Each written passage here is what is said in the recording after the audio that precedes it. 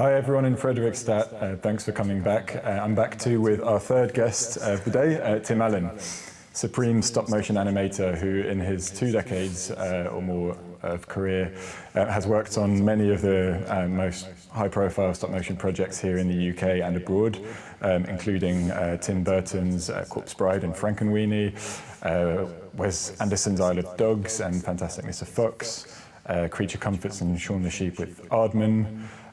Also some of the best and most interesting indie filmmakers, Susie Templeton, Mikey Please, Claude Barras, My Life as a Zucchini. Tim, you have almost as much experience as an educator of stop motion as well as an animator. You've been teaching here in the UK but overseas as well for many decades now. And in fact, I saw you give a masterclass at Manchester Animation Festival about Isle of Dogs a couple of years ago. Central to your teaching and central to stop motion and animation, obviously, is this matter of timing, which you were talking about in quite a lot of detail when I saw you. How to time, how to give your puppets a credible performance through that. And I'm wondering, before we really kind of delve into the projects you've worked on, to what extent you think timing is something you can teach?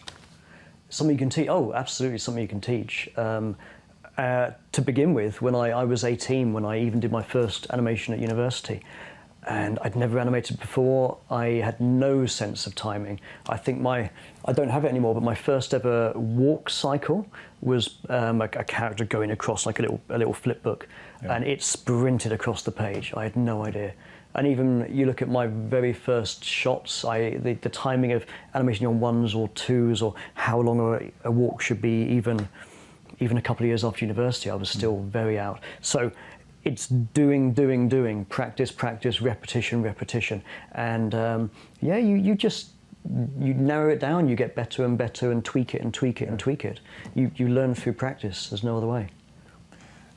This will obviously vary from project to project, but when you're approaching a new project, how do you go about setting down the timing before actually animating? Do you use timesheets? Yeah, every project's different, so it really depends. It might be the director's preference or the process the studio have already got. Sometimes we'll film ourselves. I'll show some examples of that. Sometimes we have a dope sheet where you do literally write down on every frame. I'll make a chart basically of what will happen. But nowadays I use that more as a rough guideline for bullet points. The other method we use is we call it a block, or it might be called a rehearsal or a pop through. But I've got an example for Frankenweenie we can flip to, which is it's when Sparky runs out of battery. He runs out of juice is what I think I've always called the shot. And we have if we can show my pop through, I think we called it. It literally, I'm doing basic positions to get a sense of a timing. And if we can run clip one, that will give a sense of. This was a move where there's a camera move that comes into play, and as Sparky gets more tired, every step is a bit smaller and slower than the one before. But the very last position, have we run the clip? Or? So can we have video 1 please from Frankenweenie? Yeah, so you'll see this is not finished animation, obviously the rig's there. And if we can pause around here, what you'll notice on the floor are all these bits of white tape. And if you can go forward a few frames.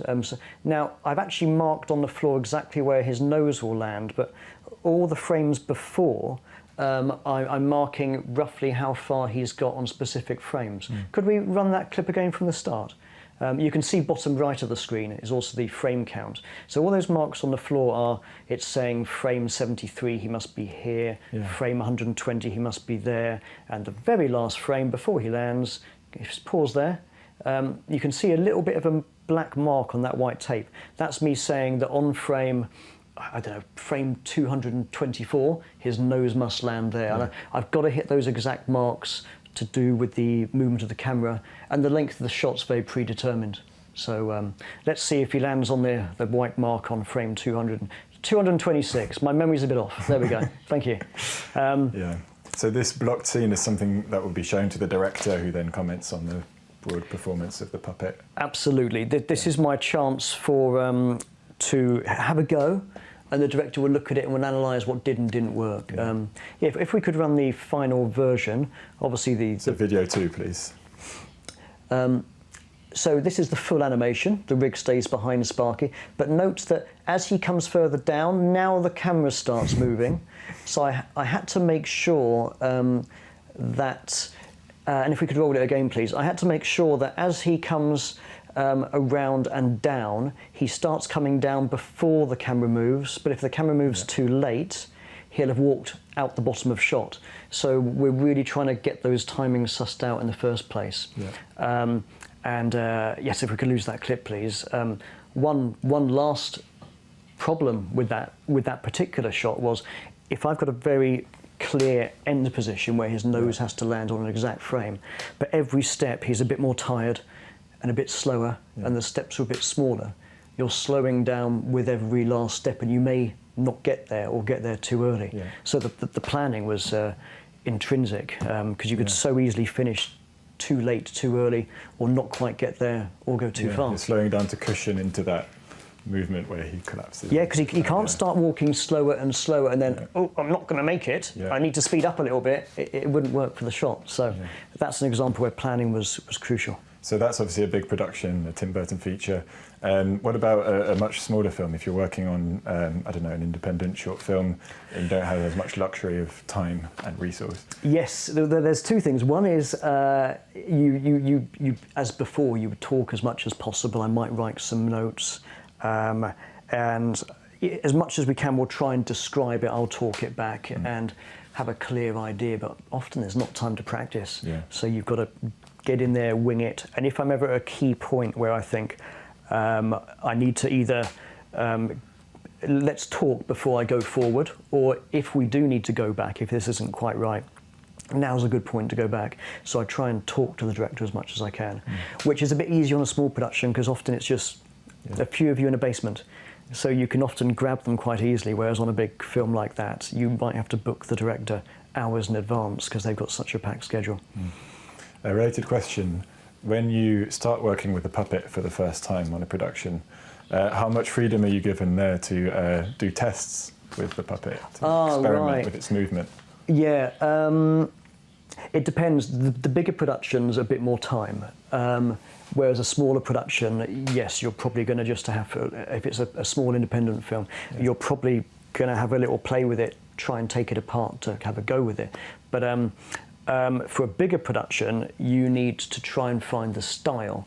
So I've got a test which will run in a second from Corpse Bride, which was my first animation test.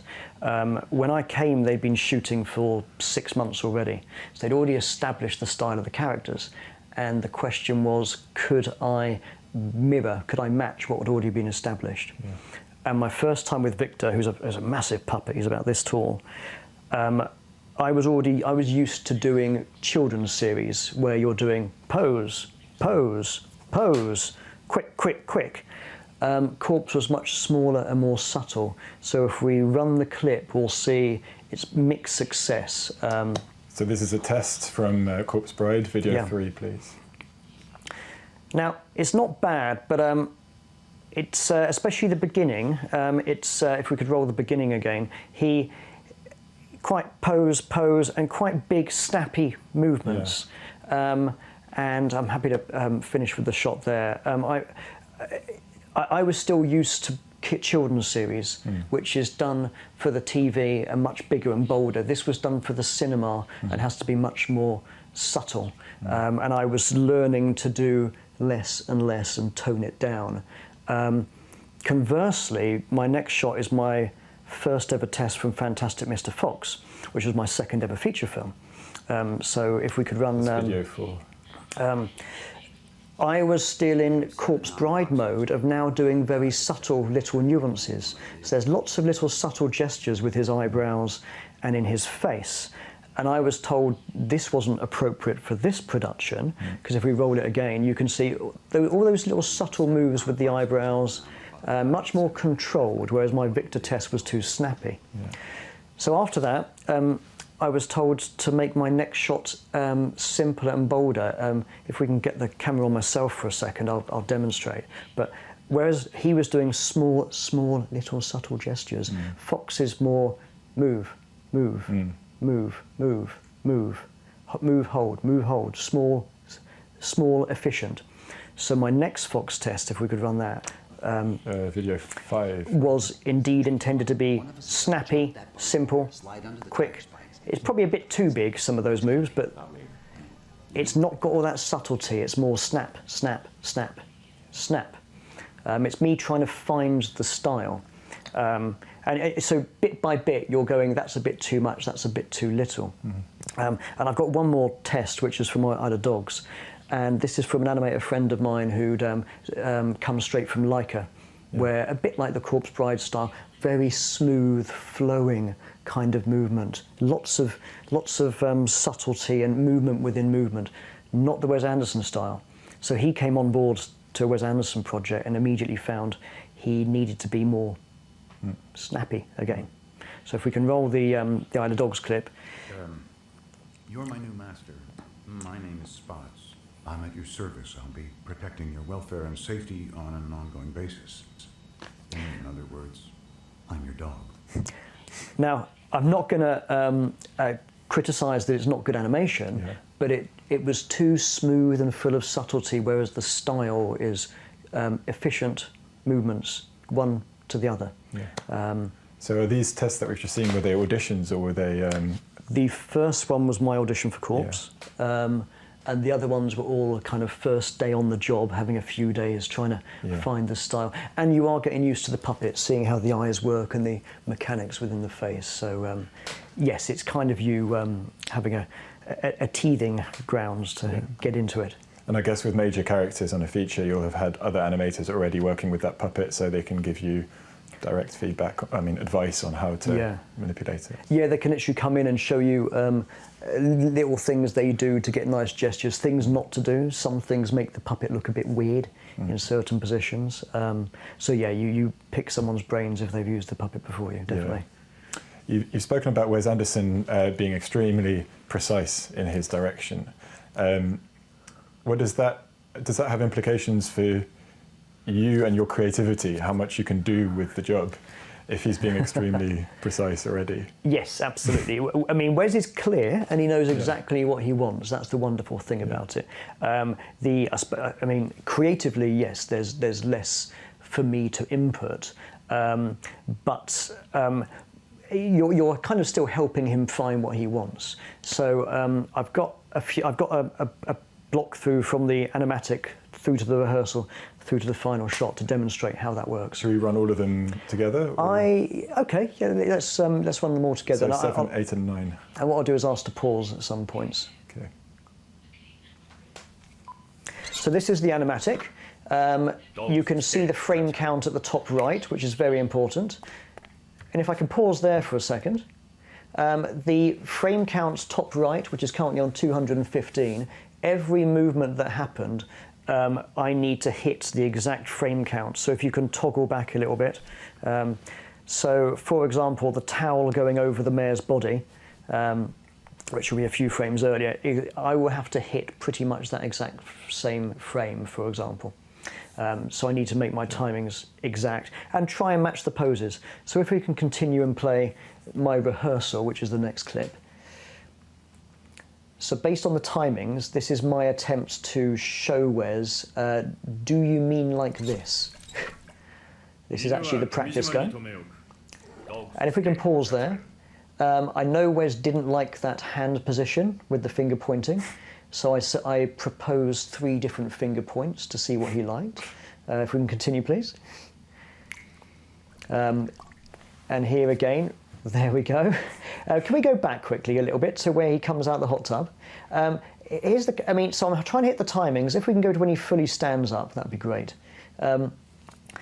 One big comment from Wes here was that the mare wasn't high enough. He wanted him literally a few millimetres higher so we could just see the little bit of space between his butt cheeks. Yeah. So little details, the pointing, how high his bum is from the top of the hot tub. So I'll be getting feedback on all these little details, and they go into the final shot. And if we can keep playing and play the final shot, please. So here we'll get the finger point that he went for. And when he comes out of the hot tub, we'll see just that little bit of air between the bum cheeks. There we go. In truth, I think we'll stop it there. In truth, my main bit time for creativity is the middle bit. I get the animatic, I propose to Wes, do you mean like this? He gives feedback, and then I do exactly that. Yeah. So that's my creative bit. The rest of it really is, it's his film, he's the director, I need to give him what he wants. I want to compare him to Tim Burton because it's a similar kind of project, a relatively big budget feature film. How does Tim Burton direct you? Is he less specific in his directions? Yeah, Tim's more focused on mood, the atmosphere, and the character, the feeling of the character. Wes is very functional in positions and timing. Tim very much is the atmosphere of that specific sequence. So it would be getting how the character feels, and with Sparky, for example, it would be about making him, the dog, feel like a dog and making him feel the right character in the right moment. So there's much more creative responsibility on my part, but equally you could get something right or wrong for things that are a bit more creative discretion, whereas Wes is a bit more doing it by numbers almost. You were mentioning earlier when you were talking about Corpse Bride, the size of the puppet, and I'm curious to know how that affects your the difficulty of timing the puppet. As an example, you worked on a film, The Magic Piano, which had a big and unconventional puppet. You can describe that maybe. Yeah. Well, I'll start with something like a corpse puppet, who's about this tall. You can't touch it all at once, so you almost have to do the legs and the hips first, and then work your way up to the top part. There's no point moving the top part and then doing the bottom part, because the bottom part moves the top part in retrospect. So to go back to the ultimate extreme, we've got some photos from The Magic Piano, which I was animation supervisor on. And this was if we're going to work up a puppet, this is a much bigger puppet. As the stepladder shows, I am a small animator, but I'm not that small. If we can go on to the next photo, this gives you an idea. The puppet was about 2 meters when it was standing on the floor. It couldn't hold its own weight, so it needed a cable pulling it from the top as well as gravity pulling it down. But I've got to actually animate my way up it. So the little girl that's standing on the upper deck down there, I'd have to animate the piano down there, then work my way up the piano as if I'm working my way from the bottom of a trunk of a tree and getting towards, lastly I do the leaves of the tree. There's no point animating the wings at the top and then animating the bottom part afterwards. And if we can move to the next photo, I also had what we affectionately called Rigzilla. A rig is the thing that holds a puppet in midair, and a mighty puppet needs a mighty rig. But all of the rig has Allen keys to move each mechanical arm, if you will. If we can go to the next one. So normally I'd first of all be animating the rig to move the puppet along before I started making my, I say puppet, I think I mean monster, before I started sculpting my way up the tree. If we go on to the next photos, we can also see, because it's flying through the sky, it's effectively a giant train track kind of method with me moving it through the room up and down. And one last photo, please. You also get to see the size of our Milo camera, so the camera had to be programmed to follow along with the flying machine. It was quite an epic in planning, and then a lot of making it up as I go. What's the materials for the wings there? Not what I requested. Bizarrely, the wings had steel running through them, so steel bar, as opposed to aluminium wire. Now, steel bar is obviously quite rigid, so I had to use often pliers to bend the wings, which was, because it's really hard work on my fingers, which was another problem because all the joints were made of brass. so the joints would get loose very quickly, whereas the rings were very robust and hard to move. Yeah. It was so the whole thing was often in danger of collapsing. Yeah. And I've got one of the more ridiculous shots that we did with it, Yeah. which also shows it in danger of collapsing. Let's have a look. So the next video, please. So this is affectionately called well, going into the thunderstorm, this one. And you can see the Allen keys controlling the rig, and then here comes the storm.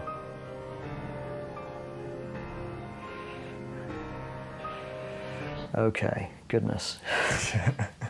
Well, It was quite a production, that. it's not just the piano collapsing, it's the animator as well. And what you were saying just there raises a kind of interesting side point about your relationship with the puppet builders and the armature builders. This will obviously vary again from project to project, but how much say do you have as an animator, key animator? I mean, the simple answer is often never enough. Yeah. The animator would have to be employed more in the puppet making process, which obviously is an additional cost. So normally on a big film you'd have an animation supervisor who's hopefully heavily involved in looking at how the puppets work, how user-friendly are they, how does the mouth mechanism work. More often than not, things are made with not enough time, not enough money, and then it's given to the animator to make it work, which brings on issues like steel wings on top of wobbly brass joints. So you really ideally always need a testing time, and sometimes you've got the luxury of that, or sometimes you've got the luxury of being able to tweak the puppets as you go. Yeah. But practically speaking, not enough. And in terms of the more user-friendly you make a puppet for the animator, you'll get more frames done faster at higher quality. So for any producers out there listening, if you want better quality stop motion animation done faster, going through the testing process of making sure the puppets are as user-friendly as possible, that's exactly what you'll get. Otherwise, you're giving the animator something to fight with that's falling apart all the time. Obviously, that affects the animation, and it takes longer. The magic piano that we just saw there, I mean, just to explain why there's a piano with wings, it is a half-hour fantasy film that was made. It was in tribute to Chopin. Maybe it was a centenary of some kind, I'm not sure. But the story is you have these children who kind of explore this imagination land where they're on a piano that flies them all the way to London from Poland. It's a tribute to Chopin, so there's lots of Chopin music. In fact, the whole film is scored all the way through pretty much with Chopin preludes and nocturnes. That means you're timing to the music. As well as in and of itself trying to create a performance, you have to go along with the Chopin. I'm wondering what layers of preparation does that add to the process, and does it make your job harder? I wouldn't say it makes it harder. It maybe gives me more boundaries or guidance, if you will. It's a bit like the Wes Anderson shots from earlier where I've got very clear frames to hit things. With the music, you've got a very clear structure to hit. Peter and the Wolf, for example, with the cat walking, would go do-do-do, do-do-do, do-do-do-do-do. So it would walk to the beat, which is fairly straightforward. Chopin was less simple, because the piano is more of a and it's got these kind of peaks and curves and more of a flow. So the shot you saw there with the piano getting caught in the thunderstorm, the piano hits a very big bong, bong, bong, which we use for the piano going here, here, here, and then it's more do, do, do, do, do, do, do, do, which so we're not necessarily having to hit every beat, we're just going with the flow and the tempo of the ups and downs of it. What I noticed when I watched that film is that the pianist, the Chinese pianist Lang Lang, does the score. He performs the Chopin in a way where he kind of pulls and stretches the rhythm a bit. Which is a choice, a creative choice. I was wondering whether that was a choice made with the consultation of all the filmmakers, or whether you had the music and you were like, right, now we need to Yeah. go to the Lang Lang rhythm. We're definitely given the music, Yeah. and then we'll go to his rhythm. One awkward add-on to that, when we had the premiere, Lang Lang was going to be... No, in fact, in London, it wasn't Lang Lang, we had another pianist playing it live. And when it's a half-hour film, and one pianist doing the music to our animation, Yeah. and there's little gaps in the music sometimes, Yeah. if the pianist went at a slightly different speed or tempo, all our work could be out of sync. Yeah. So we are, but we can micromanage frame by frame, hitting all those musical notes and Yeah. peaks and troughs. Should we have another quick look at that video of the Magic Piano with the audio so that... Yes, we can hear the bomb, bomb, bomb. yeah, so that... Oh, God. Goodness, this brings back some painful memories.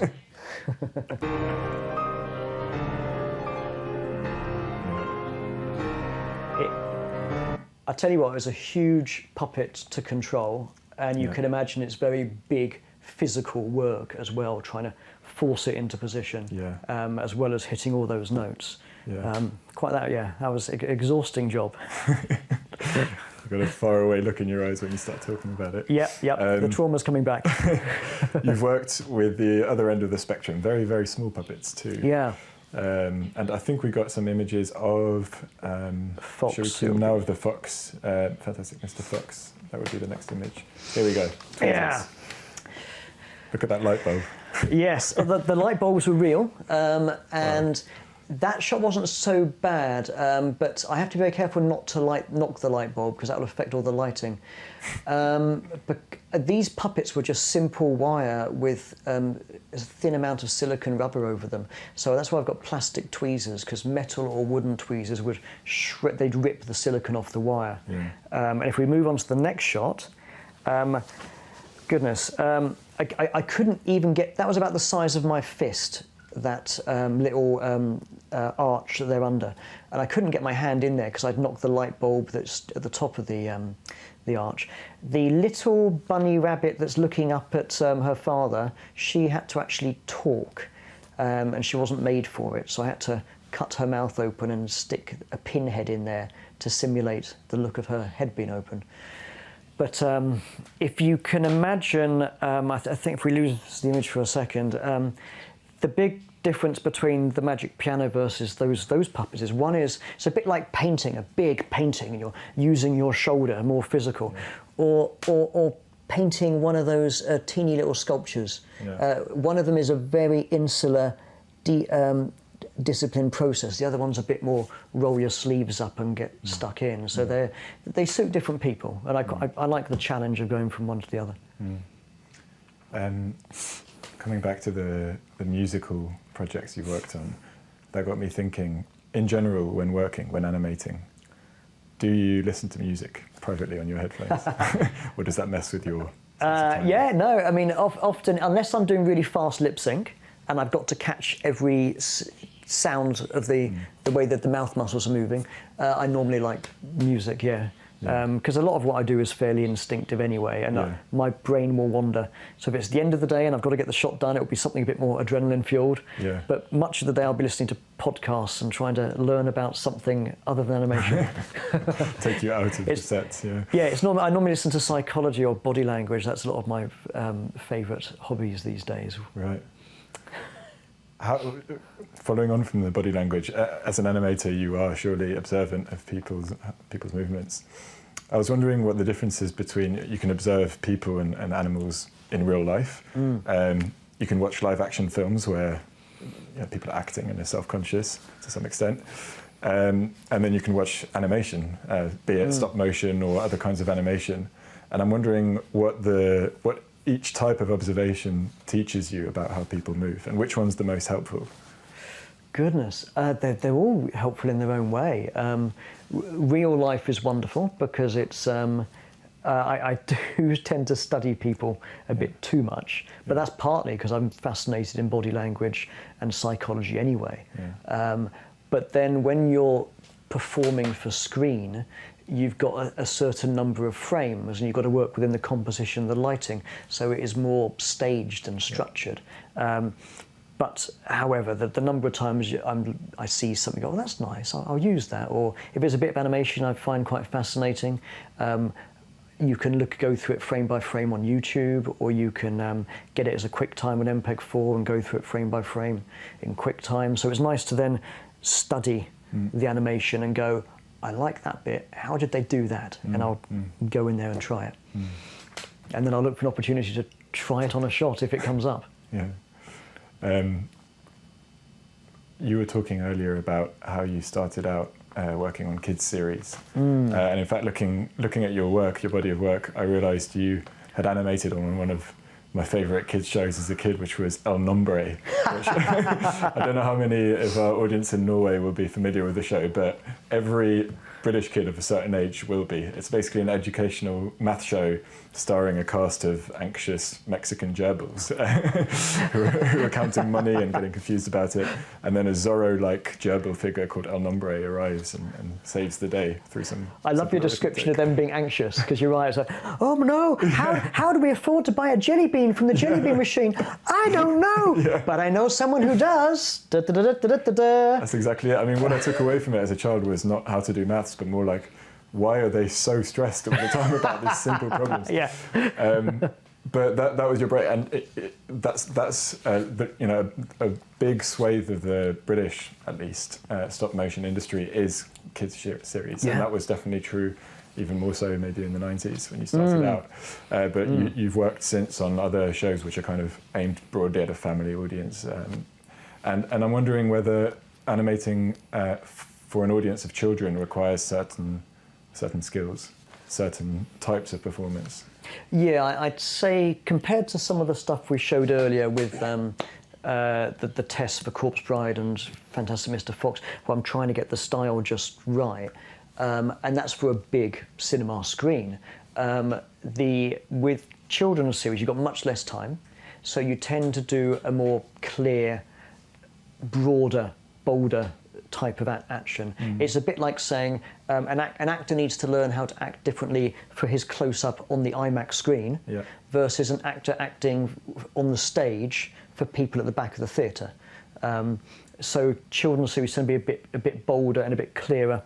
And the younger the children, you tend to find simplicity is key. Clear, simple, but the other practicality really is you've got to animate fast. Yeah. That's a big essence of it, that you need to churn out many more seconds of footage, which in itself dictates making it a bit simpler. Do you find with series which run over several years that you consciously modify the style of animation with time, maybe in response to, I don't know, in response to audience reactions or anything else? Oh no, we don't get much of the audience reaction, I don't think. And if we did, it would filter down through the director. Yeah. I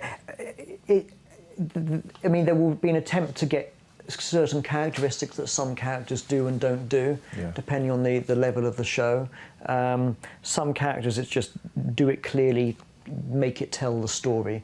Others, like Koala Brothers, characters did have little hand gestures or mannerisms that they would do that other ones didn't do to try and differentiate them. So you'll try and get an animation bible of rules. It depends how up against it you are. The more time you've got, the more you'll try and get lots of idiosyncrasies in there. One of the family shows you've worked on more recently is Shaun the Sheep with Aardman, and I think we can cue a video of that just to get a sense of your work on it. Yeah, this has got no sound. The farmer has just left and Shaun is looking to get his football from the kitchen. It's an unfinished version, so you can see the rig. Now, farmer comes back, Shaun hides. But if we can wheel back to when Shaun starts walking into the room through the door, this is similar to what we had before with timing. So let's start from here. Shaun comes in, the coast is clear, he walks forwards, and if we can pause here. Now, Shaun has now heard the farmer, and I need to start a chain of events, but there's no practice rehearsal. I've got to try and nail this. So it's all mime, so I'm going to make the body language clear. So if we can step forward, Shaun turns to the door, and his ears go up to show that he's heard the farmer. The farmer's coming from there. The shadow comes. Shaun sees the shadow, and I've now got this I can't stop because the shadow's getting nearer and nearer, and Shaun's got to look left and right before he sees the box, jumps in the box just before the farmer gets there. So there's a lot of gestures I've got to get with Shaun looking around before he sees the box and jumps in it, and get that done before the farmer gets there. So again, there's no practice for this particular one. The end part's quite easy because the farmer's out the way. One thing that strikes me in that clip is that Shaun blinks at crucial moments in the action. He tends to blink, I think he blinks maybe 3 times, 4 times in that clip, and each time it's when he's turning or kind of leading into action. Do you deploy blinks strategically like that to signal a bit of action that's about to come up? Or? It depends what's appropriate. You can use it in a cheaty way, certainly. If you're leaving the shot overnight and the camera or lights might change, putting a blink in there helps distract from it. Or if you've knocked a part of the puppet's hair and it's going to be noticed, you might put a blink in there to help distract from the thing that you've knocked. But practically speaking, it'd be on the action. And I'd have to look at each blink as to why he did it. But often the double take, there's a lot of double takes in there, the whole, if it's really fast panic, you don't need to blink. But if I want to emphasise something, a blink and coming out of it into the open gesture, the pose. It's a classic double take. Then you'll get a lot of those. Shaun has loads of those. Tim, I think we're going to take a little pause. I'm hearing. Oh, there's some technical problems on the other side, I think. Okay. So, yeah.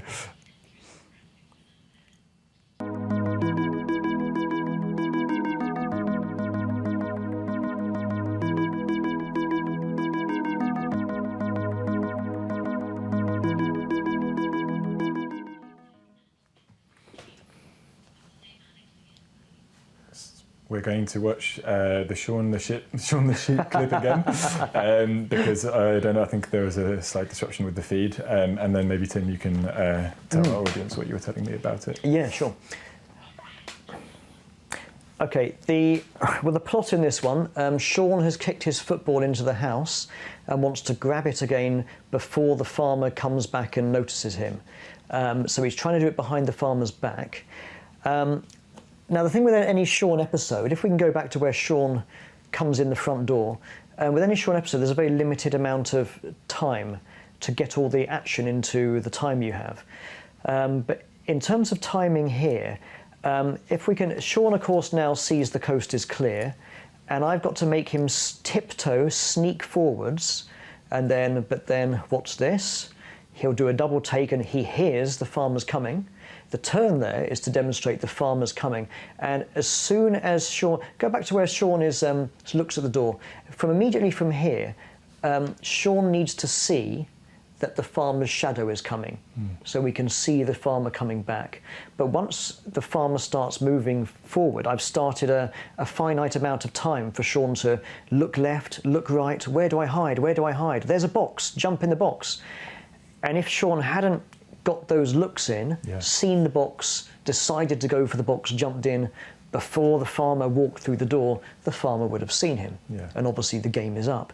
So we don't have the time for a rehearsal on shots like this. Instead, I've got to try and talk through it with the director and try and use a bit of instinct and maybe write down on my frame chart, right, by this frame, he's got to be jumping into the box. But I've also got to work out, when does the farmer's shadow start coming in? Because if I start that too early, or I make the farmer walk too fast, then he'll get there before Shaun's had time to hide. So you're having to balance a lot of timing considerations to tell the story and get it done in the limited number of frames that you have. Quite a bit of instinct to do it, and you don't always get it right. And I think that it's interesting. I think the last clip we're going to see is a good example of this. We're going to watch a commercial that you did, which because you've only got 30 seconds or however long, and not only that, but you have to communicate a very clear message that has to get through unambiguously. Everything is heightened in a way. You're more condensed. You need to get the performance in a much shorter span of time. I don't know whether we should watch the commercial first before we talk about it. If we could have... Yeah, that's the last video, please. Yeah, I mean, I think it was a 40-second commercial. Okay. And you're right that at the beginning we need to introduce the character, introduce the situation, and then calamity starts. Yeah. So if we can run the clip, and I'll talk over it. This is. Well, let me talk through the photos. This is Piotr Sapegin, and we're. Oh, here we go. So we introduce the sequence, the character, and this is the shot that was the big one. This sets up our big incidents, that he's a very clumsy DIY fanatic that always gets into a mess. And then, of course, effectively, it's simply just chaos. The whole idea is to advertise accident insurance. And each shot's quite quick and cuts quickly. There's not much time to really register what happens. You need to understand what's happening very quickly. But if we can run it again, this comes down again to animation timing, really. This first shot was a particular beast. And I'm going to actually, when he gets into the roof of the house, so he pulls the rope, goes down to start painting. She puts her washing on the pole. The pole takes the rope tight, takes him in the roof. Now, if we can go back a little bit to when he hits the roof. Now, the frame that he hits the roof, I think the shot was 225 frames, which is about 9 seconds. I know exactly when he has to hit the roof, because I've only got about 10 frames after that before the end of the shot. But to hit the roof on that moment, if you can keep cycling back, if you just slowly cycle, yes, so he's in the air now, isn't he? Keep going backwards slowly. It takes an amount of time for him, pause there please, it takes an amount of time for him to go from being there to hit the roof. So I've got to think, all right, that's going to take maybe 20 frames. But if we can go back slowly, the rope's now gone taut, a bit like a big rubber band. So there needs to be an amount of time where the rope starts winding round him. That's dictated by the pole going up. The pole going up is dictated by his wife putting the washing on the back of the pole. So I have to decide, all right, it takes him 20 frames to go through the air. It takes 10 frames for the rope to go tight. It takes the pole about 30 frames to go up. For her to put her washing down, and let's cycle back slowly. For her to put her washing back down on the line, she has to start walking in and then putting it in. So, and you can see her shadow. So, it comes before she does. So from the moment her shadow comes in to the room, I've dictated this chain of events that means that if my timing, give or take a little bit, he will hit the roof at the end on frame 225 or whichever frame it is. So yeah, there is a fair bit of planning and a little bit of guessing, because obviously we only had the one take of doing this. It looks like a fun commercial to have done as well, because there's a range of different kind of comedy. You've got the close-up when he comes near the camera. You've got the very physical slapstick of him being knocked around. It was very comical and practically quite tricky.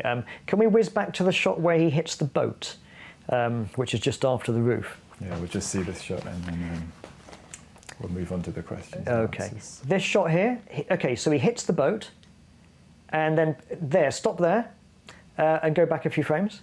Now, Piotr, director, came in, saw the boat all collapsed and decided it had collapsed too quickly.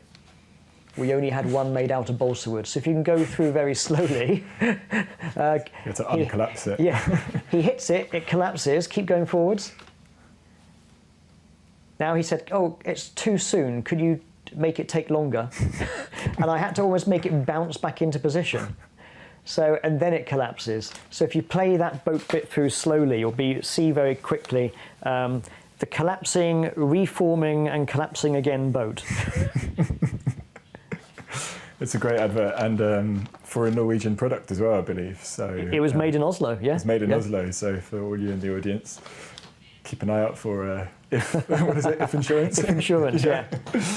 Thanks very much, Tim. I think we're going to wrap up the masterclass there. It's been fascinating. We're not letting you go just yet, though, because we're going to go back to you, the audience in Fredrikstad, and we're here waiting to receive your questions for Tim. So please do put your hands up and put your questions to the moderator over there. I'll look for their virtual hands going up. Yeah, exactly. Squinting into the camera.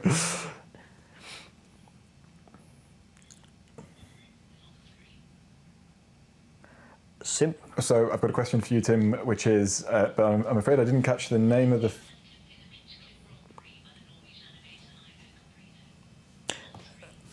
The simple answer is no. I can read it on the screen, and this isn't the feature films, is it? These Slobodon and Milosevic, but the simple answer is no. I would be happy to comment if I knew of it.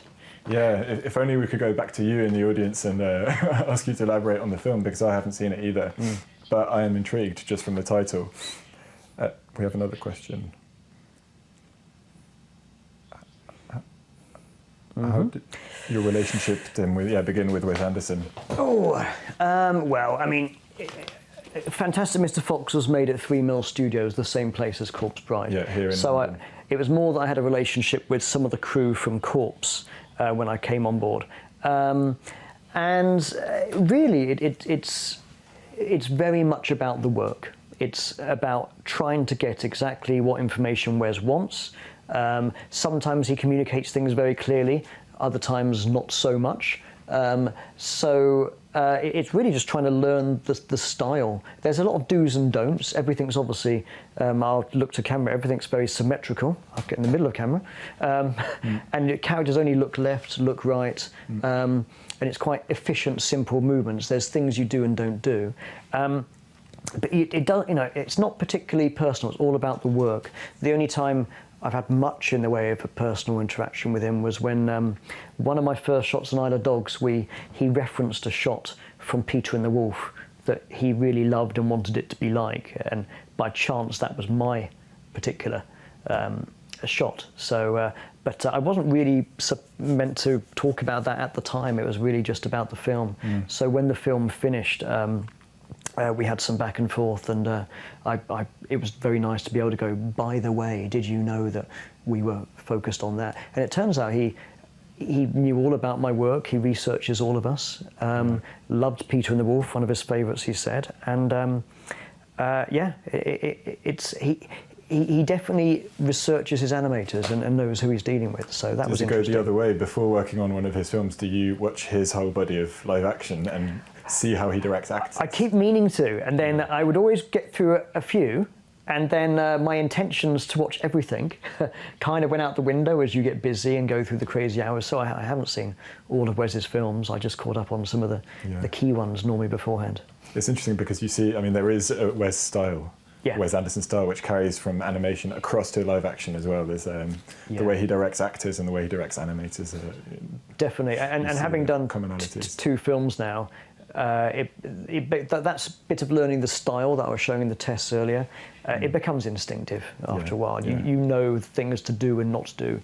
I once did a head turn on Isle of Dogs where I dipped the head as he turned, even just slightly, and it straight away it was a slapped wrist. No. I think we've got another question coming in as well. Your most enjoyable project so far? Goodness, they're different for different reasons. Much of it's about the crew, having a really good team of people that make it a fantastic experience. That's a cool part of it.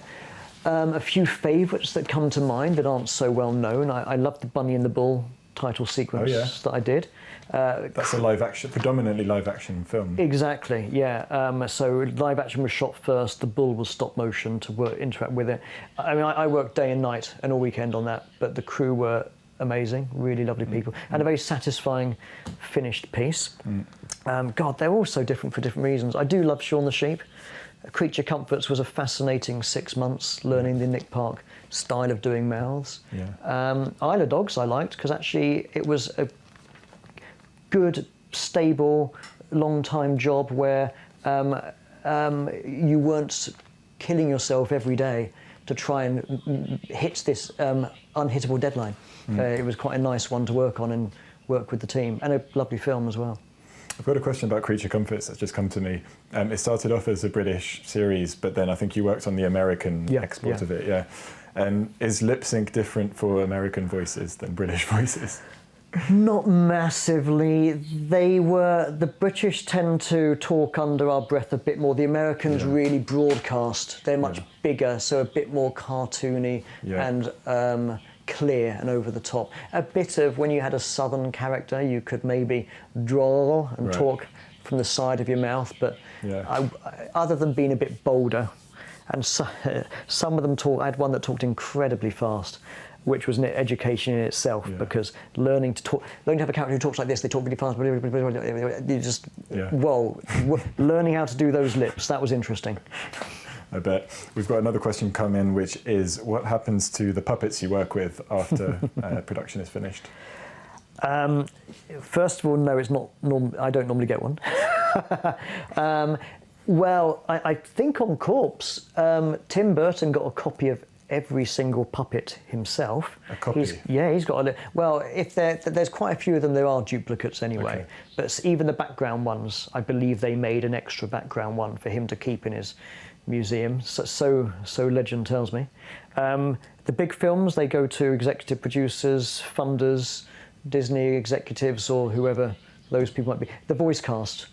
So Bill Murray will get a badger from Fantastic Mr. Fox. Yeah. That's my understanding. Yeah. But they're far too valuable to give to me. You get a prop maybe? Or I've got the odd thing that was given as a little gift at the end, but it's often a little prop that would have gone in the skip otherwise. We've got another question, which is, where do you start when you don't have any experience in animation? How do you become a stop-motion animator? I mean, the standard route now is to go through some education, like a degree. I mean, the whole point of doing something like a degree is to build up a portfolio of work and learn, be it a film or a show reel. The main thing is studying animation and then doing it, research, and then practically trying it out. So repetitively doing that is how you learn and get better. I think if there's any way you can create opportunities, frankly, by networking, introducing yourself, to come onto a studio floor and be, for example, a runner or work experience, you'll really start to see how the hierarchy, the institution of a whole studio works. They're all a bit different, the groups of people, the way procedures are followed, and that will give people a flavour for what the process is like, what roles they might be drawn to. But yeah, I mean, I knew nothing about how to animate timing-wise when I was 18. So it's doing it and creating opportunities for yourself to do it. And through doing that, you will also find what you do and don't like. Some things will suit you and some things won't. You did a degree, and then once you graduated, how long was it before you started finding regular paid work? El Nombre took me 18 months from graduating. It took 18 months to find it? Yes, yeah. But in between that, I was doing whatever work experience I could. I literally sent my work and phoned and knocked on the door of every studio I could find in the UK and offered myself for free work experience, some of which led to some trainee model making. But I was still having to do temp jobs to pay the bills in the meantime. Lots of cleaning, lots of lifeguarding and children's parties, whatever would pay the bills, so I could hopefully give up some shifts and do some unpaid work experience if it came my way. It was a lot of work, but in doing so, I built a really good understanding of which companies were throughout the United Kingdom and who did what. And people got to know me more as well. You're slowly opening doors for yourself by getting to know people and creating opportunities, which is a very vague way of saying it, but it's very true. You've got to keep creating ways you can get your foot in the door with a different group of people. We've got, I think, 3 more questions that have come through. The next one would be, do you shoot reference footage before animating? Sometimes, yeah. Some directors love it. Creature Comforts USA, every shot we filmed ourselves first and discussed it. Did you have the footage of the original voices talking? No, never the original characters. No. And I don't often have that. Occasionally I've had access to the voice actor doing it, but very rarely. there's been the odd time I've shot myself for anatomy reasons, to try and understand the distribution of weight from one leg to another leg. Yeah. And sometimes if you want to get the feeling of a character or something a bit more chaotic. I did one on Isle of Dogs where there was two characters fighting to push the switch to trigger all the bombs that would blow up Trash Island. One wants to trigger the bombs, the other one doesn't, but it meant two characters grappling. Now, it wasn't actually me doing the shot, but Rob, who did it, asked me to act it out with him. We basically almost fought, asserting our weight on each other to try and do it, because it had a kind of chaoticness to it. That was quite a nice reference for him. So every situation's different, but it's quite a quick way of trying something before, as a first or second take, to see which elements you do and don't like. Yeah. It's never to copy frame by frame, it's more to try a few things out quickly. Yeah, I see. And I think we're coming on to the last question here, which is when you work with directors, how often do you see them and how much do you get to talk to them? Depends on the film. Yeah. The answer is always depends, but basically the smaller the projects, the more you see them. The bigger the project, one of these big feature films, the director's got so many people to go around and see and briefings to do that they have a diary where you have to be scheduled in. So you might know that they're going to come and see you at 3:30 in the afternoon. So that is not the time to go and get a cup of coffee. Yeah. You need to have everything ready to show them, because they literally only have about 2 minutes to come and see you, look at where you're at, give some feedback, discuss any ideas or problems you've got, and then they move on to the next person. Whereas if it's a small project, they're probably in the next room or maybe the same room to grab at any time. I seem to remember in your masterclass in Manchester you said that Wes Anderson was in America basically for a lot of the production. Kent, in England. Oh, he's in Kent? Yes. All right. Yes. Well, he was somewhere else, and it was mostly kind of video. Where's his remote? But yes, he is, though, full-time on the film. Yeah. He has about, I believe about 4 or so screens all up where he's got emails back and forth with all kinds of different members of the production. And he's on it from very early in the morning until, I would get emails from him at midnight. And you're going to bed and go, oh, where's... tomorrow. So he does, but he likes to see things as you'll see it on the screen. So he's not so concerned with what's physically in front of you. It's how that composition looks as a final product. So that's his style, and it's that way also as well. It's very quick and disciplined way of, I'm talking to you, now I'm talking to you, now I'm talking to you. And it's all, you have to have everything ready to present to him and give feedback. And he'll often go into Photoshop and move part of your image around and send it back. He's going, I want it to look like this. So he lives up to his reputation as a brilliant controller, a mastermind of creative detail. Detail is all about detail with Wes. That's remarkable. Well, thank you, Tim, for giving us that insight into your work with him and with everyone else.